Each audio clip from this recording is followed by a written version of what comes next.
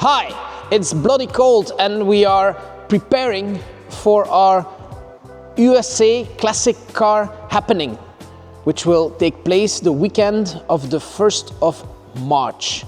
We have Cadillacs, we have Chrysler, we have Dodge, Ford and Packard. What you see behind me are the 50s, the roaring 50s. And now let me show you the 40s, because on the contrary of Europe, America didn't feel the effects of World War II until very late. And so in the 40s they produced a lot of cars. You see them behind me. You have the Packards, you have Mercury, you have Buick, Chrysler, the Woodies.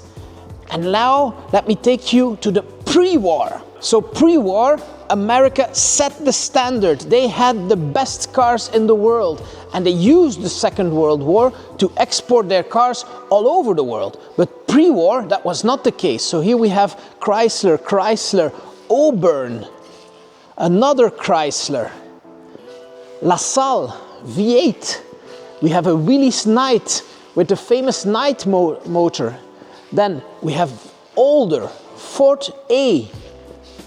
We have two-door, we have a Phaeton, we have another Phaeton, we have Cabriolet, and then the oldest one of the bunch, Ford T, Pierce Arrow, Peerless and Packard. We have the three brands very well represented, but this is a Cadillac. In the 50s, the start of the American sports car, the American muscle car. So you have Ford Thunderbird, and of course, which we will see later, the competition, Ford Mustang, Ford Thunderbird, Ford Thunderbird, Ford Thunderbird, and Ford Thunderbird. And there's even room for one more, 7th generation, very rare car. And then you have, of course, one of the best-selling cars for the moment, Mustang. Mustang, Mustang. Fastback, coupe, fastback 390-inch, cabriolet. As you can see, the variety is enormous.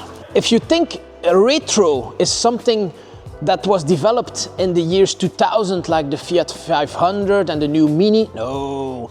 In the 70s, they went back to the 30s and they made all kind of crazy, exuberant cars based on the best-selling car that we will now see, which is the Excalibur. So these, I consider these Excalibur clones. They are all inspired by the Mercedes SSK. This is Excalibur, and this is an Excalibur, one 4-seater and one 2-seater.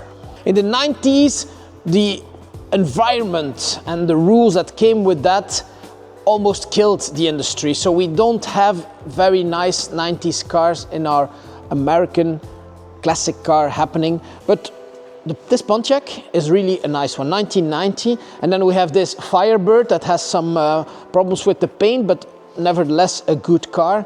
Trans Am, really one of the classics in the American muscle car scene.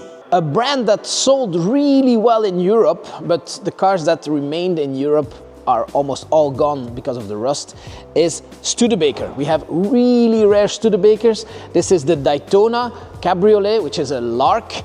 And then we have the very famous Avanti, which was a really special design. This one is original with supercharger.